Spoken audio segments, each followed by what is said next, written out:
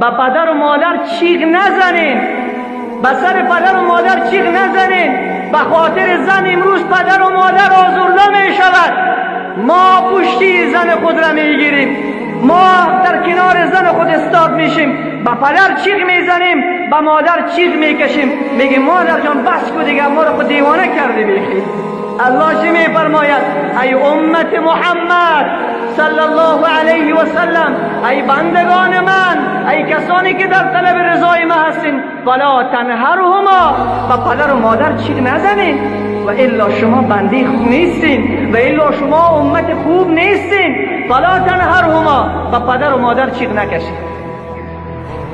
ولو که پدر و مادرتان ملامت باشه، زنتان به حق باشه، بازم حق ندارد فرزند به پدر و مادر خود چیغ بکشد. باز حق ندارد به پیش زنش به پدر و مادرش ناسزا بگوید.